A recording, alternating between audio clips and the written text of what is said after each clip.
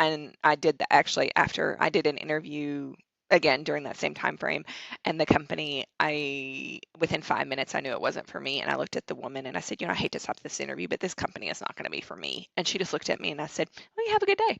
And my husband, I told him, and he said, I can't, what, you don't have a job? And I said, trust me, it I would have been miserable a week into it. I knew it. Layoffs, ghost jobs, AI. These are unprecedented times. Trying to find a job in the professional world, especially the tech sector, has never been harder. It seems the social contracts around job seeking have been all but torn up in pursuit of profits. At the same time, there are plenty of folks out there finding new careers every day, whether through strong networking, creative approaches to job applications, or just sheer determination.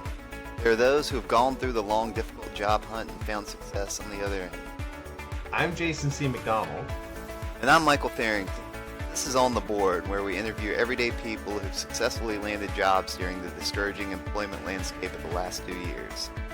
No out-of-touch influencers and dubious pay-to-win schemes here, just real experiences and practical insights. All right.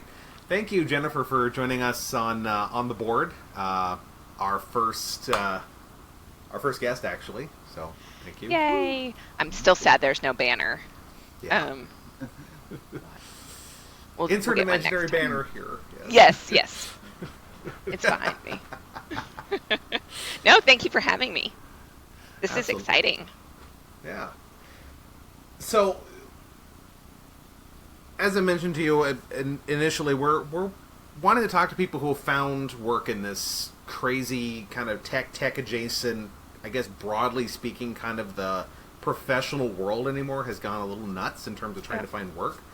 The rules seem to have all changed, and you actually found a job in this madness. So, but before we get into that, if I can rewind a little bit and say, tell us a little bit about, you, what you do, and kind of briefly your experience when you first found yourself back on the job market. Yeah, so I live in a relatively small town. Well, it's the fifth largest town in Arkansas. It's Jonesboro, Arkansas. Most people probably wouldn't know it unless you've been here, lived here, had an association here for some reason. But we do have a university. We have a plethora of factories because of the adjacency to the interstate that Jonesboro is. So a lot of manufacturing and agriculture occur around here. I've worked in HR since 2011, I think that sounds about right. Kind of guided, had those bumps and bruises at the beginning, trying to figure out after college, many years after college, like what I wanted to do with my life. And it kind of fell into my lap. Being I have good instincts, and so utilizing that and using that within recruiting has always been very helpful to me. And then a passion for people of trying to truly, even though HR has to be a bridge between the business and the people, I very much have always leaned towards the people and trying to help them out as much as possible.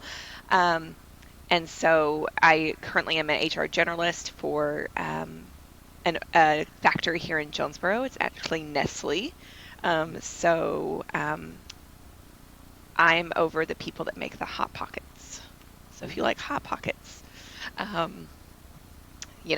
know where you can get some. It's about 800 people in this facility, so it's very busy all the time. Like I have my door closed right now because I'm like surprised that it hasn't been knocked on quite yet. But it's very busy here all the time. I'm not the singular HR person here, thank goodness, because of the revolving door that comes to us. But yeah, I've been here. Actually, I just recently changed and came here about a year and a half prior to this. I worked at Post, where they make cereal. So I went from a facility where you could get cereal all the time to Hot Pockets and pizzas.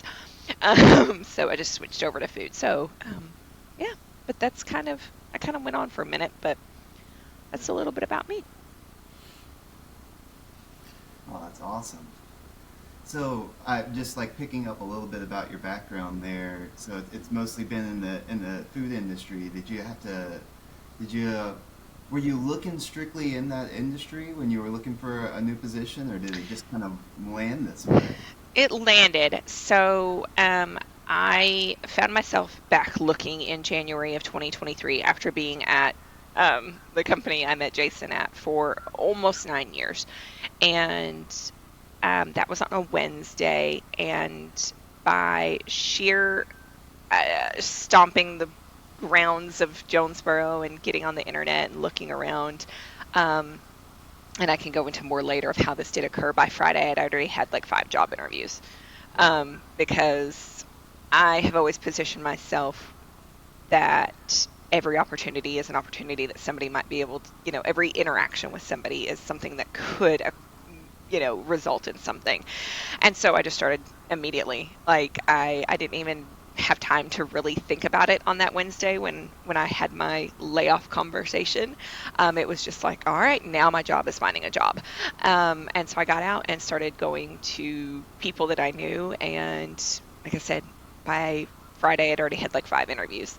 And so it's those relationship building that really got me to that place. So I think a lot of people, when they think of relationship building and pounding the pavement, especially coming from like a remote role where Yeah. the first thing that people think of is LinkedIn. That's where everybody gravitates towards. That's a good point. How what kind of a role did LinkedIn play in your search? I mean, was it useful or was it more like a noise generator? I think it had a good middle ground for me, because I was able to look at the connections that I have and see who they're connected with and see what information was being shared out there. I was able to start following different recruiters, or headhunters that weren't just even for a specific company, more of like they were a contractor, headhunter that was helping find, people roles. So I was able to use it to that regard, but then I would get like you said, kind of the noise of like, hey, do you want to sell car insurance? No, I really don't. Or things like that. Like I would get those kinds of interaction and engagement where I was like, that's, I appreciate the hustle, but that's not what I'm going to do for you. I'm not going to sell life insurance. I'm not going to sell car insurance, whatever it is. I'm glad that works great for you. So yeah, it was kind of a balance for sure of good and bad within there, probably like most social media. But I do think it's a good opportunity because I was able to, once I started to zone in and have interviews, then I was able to use that resource to look at maybe who their HR was, because there's always somebody above when you're interviewing. A little bit about the company, and I was interviewing for small businesses all the way up to multi-billion-dollar organizations. So even the small businesses, or the smaller businesses, I guess you could say, still had a presence on LinkedIn that I was able to utilize and at least get some historical information about their company. Even if it was kind of more on the underbelly side of like, ooh, why that, that HR wasn't there that long. Oh, maybe that's a question that I'm going to ask in my interview. If I notice, your last HR wasn't there for very long. Tell me about that. Tell me why. I have to say, I'm a little surprised. I mean, I'm glad you asked that question, because there have been a snarky thing going on around on LinkedIn of the classic, well, why'd you leave your last role? And countering it with the, well, why is this role vacant? Yes. And I interviewed with oh gosh, it was, during my downtime, as I'll refer to it. I interviewed with a medical company, and I'd never worked in medical before, so I knew that was going to be a challenge. You have to sell the other attributes of yourself if you're trying something new. And at the end of the interview, I sat and realized she never once asked me why I was looking for a new job. And I thought that was so refreshing. It didn't matter to her. And I try now I'm kind of incorporating that a little bit into my recruiting efforts of, I got you on the phone or I got you in front of me. It matters, but also it's an awkward conversation, to have it put somebody on the spot. And somewhat of it is trying to see how they handle that on the spot question. Are they going to be delicate? Are they going to be graceful? Are they going to talk super negatively about their company? Because if I had a little red flag, I would wave it. I have a little red. Woo.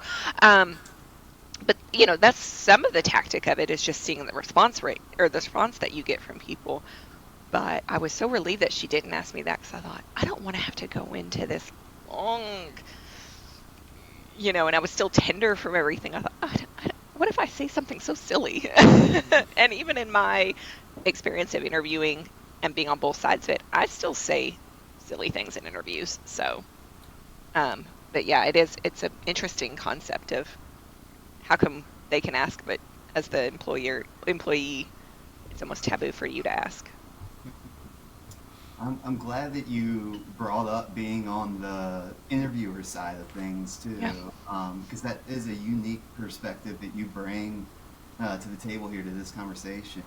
And I'm curious, like, being on that side, are there any questions that you have been impressed by, or any memorable questions that you maybe have been impressed by folks asking you, or any Oh. that maybe stopped you in your tracks, or any sort of approaches that you've seen that have been. Yeah, actually, I had a really weird one. And in again, that downtime of looking, I interviewed with a company that I interviewed on the phone. I was really excited about them. Then they called me and were like, "We'd love to meet you today." And I'm going, I haven't even washed my hair today, but okay, So I got ready and got over there to them, and the interview was going okay, but then they started talking about workers' comp, and the industry that they were in. I can understand why they would have a concern for it. You never want to have recordables.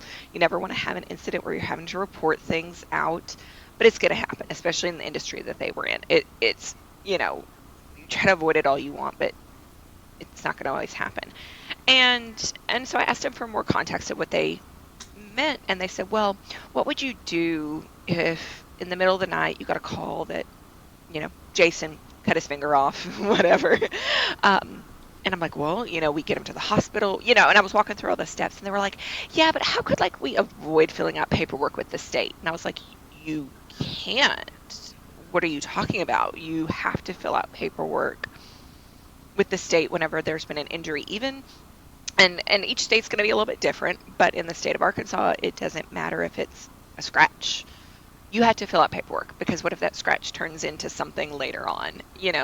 It's better just to go ahead and have the paperwork filled out. And I thought, you just gave me a really, example of something really bad happening to somebody, and you're asking me how to not fill out paperwork for it. And so I was, and at first I thought, are they testing me to see if I'm going to give the proper answer? If I'm on Please the tell up me and they up. were. No, I swear to you, they were not, because they didn't call me for another interview after that. Oh And, gosh. and, and they were like, "Well, is there nothing?" I mean, I wish you could have been there. The tone, the inflection of the way that they were asking it to me, and then the look on their face. They were being serious. They did not want to record. Um, and I've had, since then, or after that time frame, I actually had some HR friends that were going to interview for it, and I said, "Don't do it." I Oh my said, gosh. don't do it, because you're going to get yourself in a situation that is not going to be good." And these were the owners of this company that were asking me this, and I thought, you were going to pressure somebody. You were going to find somebody. You're going to find somebody that's maybe not as experienced, maybe not as rounded in this world quite yet of HR, that's maybe a little bit new to it, and you are going to find somebody that is going to do exactly what you say, because you're the owner. And I just felt so bad for whomever that person is, because they didn't they wouldn't have you know the gumption maybe to stand up for themselves. They would take the role because it was offering great money. It was amazing money. um, and I said no. I was glad they didn't call me. It was one of those, like, I was in a situation. I thought, I know my moral compass on this, but also there's that, like, oh gosh, I'm out of work, and so it was a scary thought of, like, what do I do if they call me? Yeah. Um, Oh my and gosh. luckily it never came to that. Something else stepped in, of course, and took that opportunity away from me. But that was the weirdest thing I've ever been asked, and they were very serious in that question. That's Yeah. it's amazing some of the things that let slip. Briefly, I have to say that puts me in mind that I Yeah. interviewed for a company and I asked about work life balance. I'd like to ask about work life balance, And the person said, "Well, this is a developer relations role. There is no work-life balance. You're connected 24/7, 365." No. I'm like, and then he started bragging about how at his previous job he would take calls from his boss at 6 a.m. on a Sunday. No. I'm thinking, I didn't say it, but I wanted to say that sounds like a you problem. Yes, it is. Because I know people in DevRel, and I talked to a couple of them who were like, run. I was glad he turned me down for the role. He said he didn't think it would be a good fit. I wonder why. Right. But if he hadn't, I would have had to. It's like, what? How dare you? How dare you want a life? But, I think that brings up a good topic, too, of, like, the generational gap of people that are very experienced in jobs and then people that are not experienced in jobs. And they get in these situations where maybe they've, been unforcibly without, they've been put back onto the job market for whatever reason. And there's hard concessions that have to be made for some people, even of a professional level down to a novice level. They have to figure out what they're going to do, to put food on their table or things like that. Everyone's situation is a little bit different, but I learned a long time ago, and, I learned a lot of lessons from our past company just because, hindsight's 2020. And so looking back on it, I gave everything. I gave my whole life. I gave my whole soul, my blood, my sweat, my tears to them. And I got nothing back, in the long term. And I was like, I'm not going to do that anymore. Because I was the same way. I was answering emails at all hours of the night. Why? Why was I doing that? I wasn't getting anything for doing that. It's still going to be there at 8 a.m. Mm-hmm. And so I just started to really reevaluate my focus of it'll still be there. Nobody's expecting me, and if they are, then they need to change their priorities because my priority is sleep or family or whatever it is. But it's really hard, especially in an interview, to say those things because if you're in a situation, a precarious one, you're putting on your best, your face, all of it to get that company to say, we want you. And I've just got to a point where I'm like, no, I'm going to lay it pretty much flat out and say, I'm not doing that. And if I'm not the person, that's fine. And I did that actually after I did an interview again during that same time frame, and the company, within 5 minutes I knew it wasn't for me, and I looked at the woman and I said, I hate to stop this interview, but this company is not going to be for me. And she just looked at me and I said, well, you have a good day. And my husband, I told him, and he said, I can't, what? You don't have a job? And I said, trust me, I would have been miserable a week into it. I knew it. I knew I would have. It was not for me. And he was like, I hope, he wasn't really that way, but, he's like, I just can't believe you did that. I said, I'm just gotten to a place where I know my worth and I'm not going to sacrifice it anymore. And if they don't see that, then I'm not for them anyway. So it's okay. If I hear one more person say no one wants to work anymore, I swear I'm going to scream. Yeah. And just to chime in, I love what you said. I feel like it takes a whole lot of self-awareness and discipline to make that call. Like when you're out here grinding and looking for that next position, it's like you don't know when it's going to come around, and you feel like you have to make moves on it. But you're absolutely right. If you pick the wrong place, and then you're there for I don't know what, a week or so, and you realize, and you either have to feel like you need to stick with it so that you just don't instantly leave a place, which you also feel like looks bad on your record sometimes. Yeah. Or you have to make that call and leave instantly. So it's a real, getting a career is a commitment, and you wanna make sure it's with the right place. And there are plenty of red flags that come up along the way that you can look out for that'll show you, like, okay, I don't think we're going to have a culture fit. I think this place is going to work me to the bone or not appreciate me, or, there's so much that you can look out for these days when places are hiring. So yeah, if you just stop and listen to what they're saying, they're telling you everything in an interview. I mean, and you just have to be aware and be really listening to what they're saying. The best thing I always tell people, go online, go to Glassdoor, read the reviews. It may not always be 100% accurate on both sides, the negatives and the super positive things. But you might get a good sense of things that are going on. Hopefully, maybe somebody that works there, and that's referrals are great, and that's how a lot of people find jobs, is through referrals. So if Jason were to call me tomorrow and say, I've got a great job for you, I would trust him, kind of thing. But talk to the person that's referring you. Really get that nitty gritty out of them if you can, because not everything's perfect. No place is 100% perfect. So. And if you're settling, then remembering that there's a lot of companies that do layoffs as a way of celebrating record profits. So when they're looking for somebody to get rid of, if they didn't value you coming in, then you're cannon fodder. Yeah.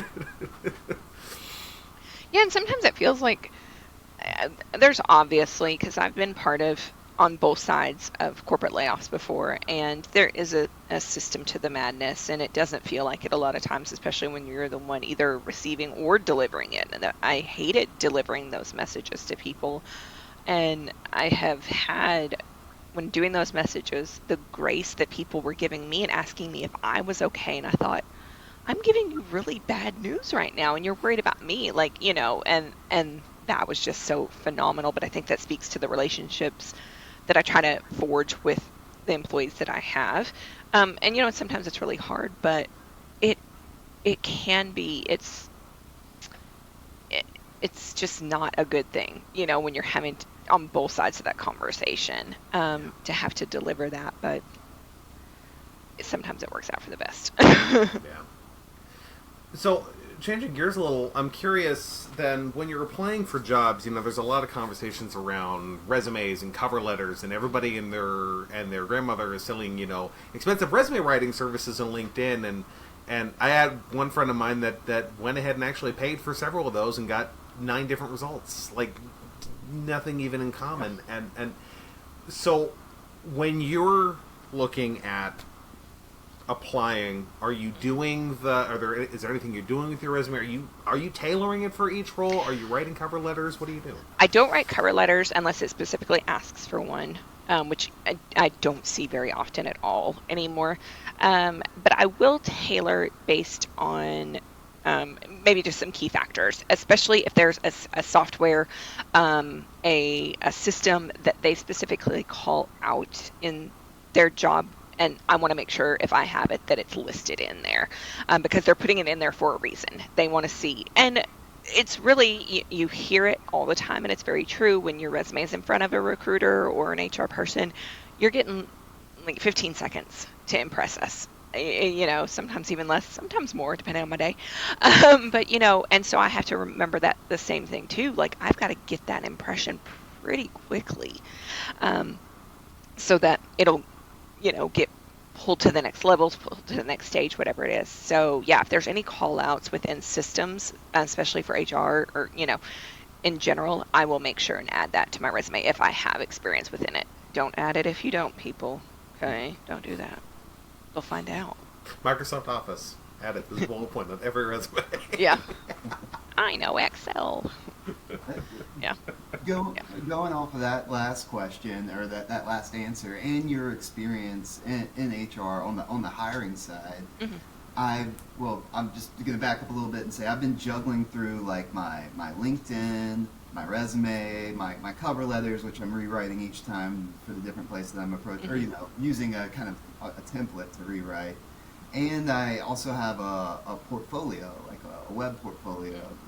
And I've been wondering, I've been adding these extra things because I think maybe this will make me stand apart, But I've also been wondering, am I putting too much time in these sort of, in these little side quests, I guess if you want to say, with the portfolio and the LinkedIn profile? And I'm wondering if maybe I need to return to my resume and really make that the main show. I would say make the resume the main show and a good, solid portfolio. Okay, cool. All right. I mean, that's what I would look at. Like, if I were still doing that type of recruiting, that's what I would be looking at. Nowadays I'm looking at way different stuff.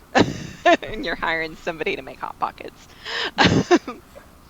But that's what I would look at. I used to love looking at portfolios. Look like? Invented 3 new flavors. That could be really fun, though. I would love it. Like, here's a chocolate-covered I can't think right now. You'll have, yeah, you'll have Nestle chocolate chips. So you I have know. We have the best company store over here. It's like a mini Walmart that I can go into and buy like all kinds of Nestle products at like 50 to 75% off. It's amazing. That's a I lot. love it. I love it. Yeah. And I can bring one person a day. Ooh. So those are the benefits that we need to look out for when we're all looking Mhm. for jobs. Those little side benefits that you don't see coming unless Yes. you go to a place like Nestle and maybe. Yeah. I love it. Love the coffee too. The Nescafe coffee. Oh That's yeah. my addiction right now over there. But yeah, I would focus on. I loved looking at portfolios from people. And that's just me personally, but you feel like you get a better sense of connection of the person and like what who they are, if it pertains to the job. Like I wouldn't need a portfolio, you know,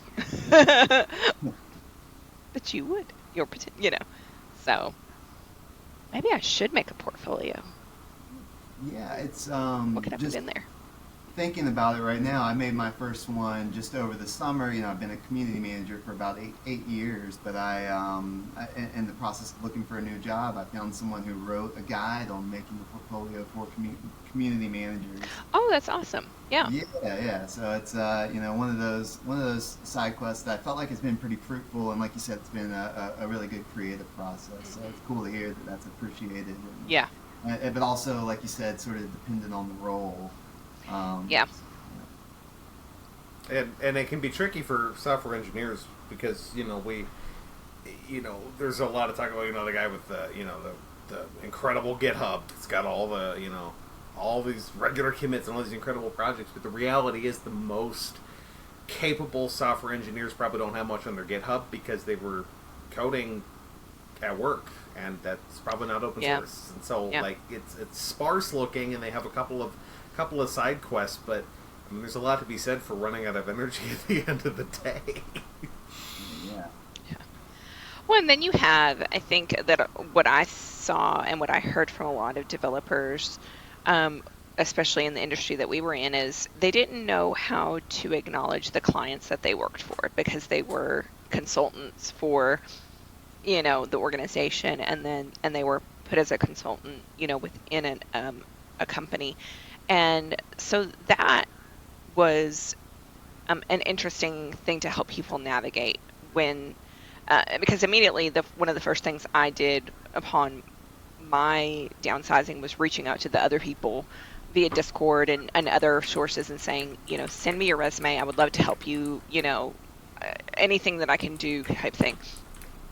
And that was some waters that they try to navigate of, we were always under the impression that we couldn't talk about our clients and who we were on, and I can't put it on my resume, but I want to boast that I was on XYZ company for 5 years, and that I went from this to this and I helped this in this project. So helping them navigate those waters of that it was allowed. There was very few companies, that it said, no, you can't put this, that they signed an NDA. There was very, very few. And mainly that was more of just the code. You couldn't go share the code. We had a developer that worked for HBO at one time. And so, they did not want that out, because he was working on Game of Thrones when it was at a big height of it, and so he probably signed something because they didn't want the spoilers getting out. He was helping create character pages, and so if somebody died, he might know before everybody else, kind of thing. And so helping people really navigate that, that it was okay to put the client on there, and really getting that format worked out with them of how to showcase it.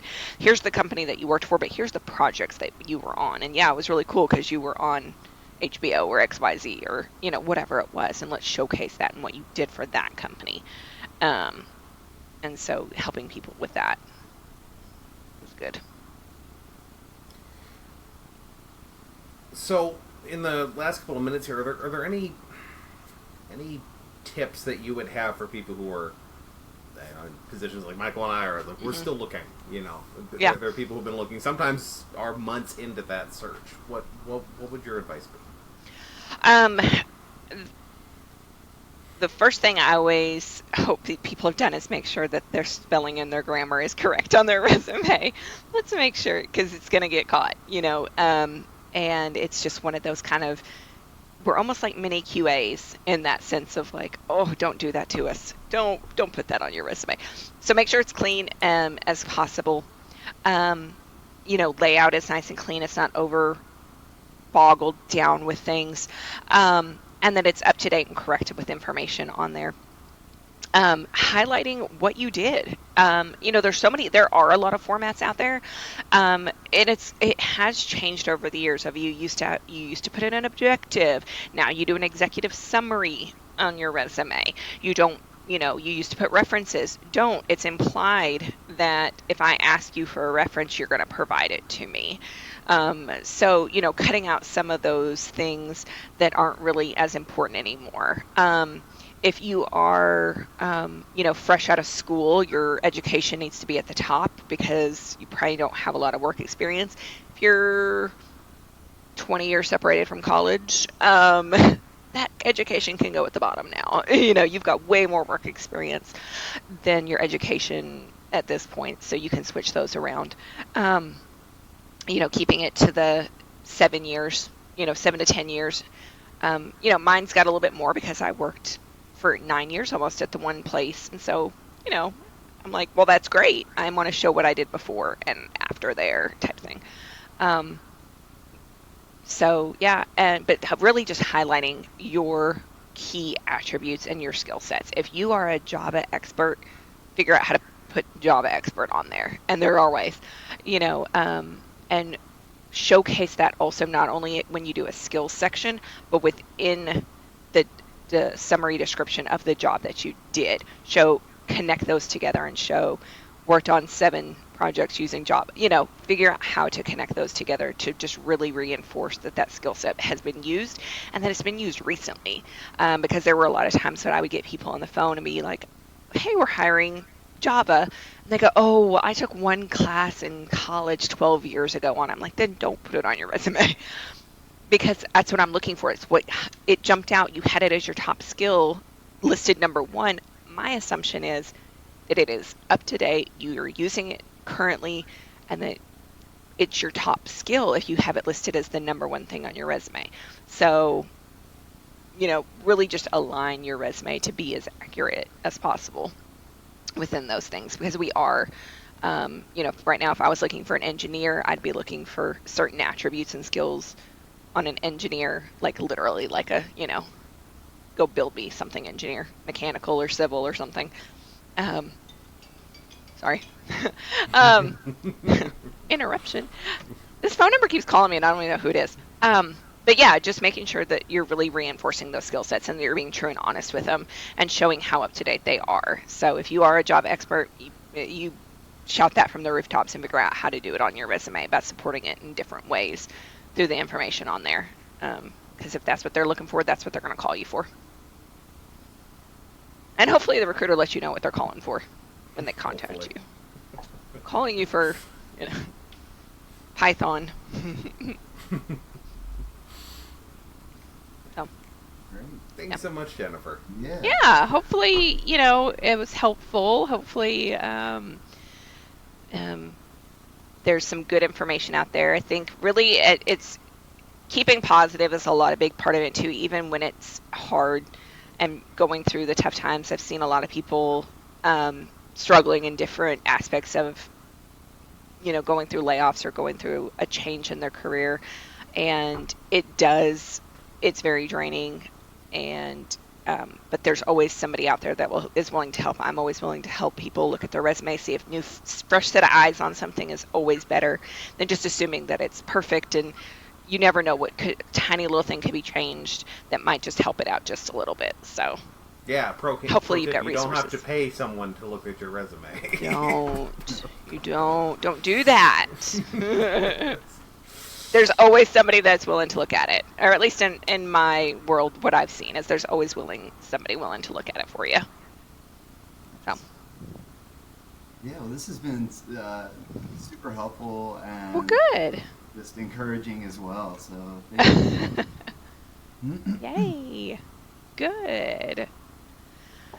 hopefully some good things will come. Yeah, and if if host the podcast or whatever, Jason, or if anyone reaches out and they do want resume help or anything, just let me know. Or and not even just myself, if they just I can connect them with somebody, I'm sure. That's a good way in this. Thank you. Yeah. Thanks so Just much. don't flood my email too much. No. No. I'm kidding. It actually brings me joy to help do that. So Well, Yeah. that your wish might come true. So. I know. I know. Oh. I still will randomly get some from,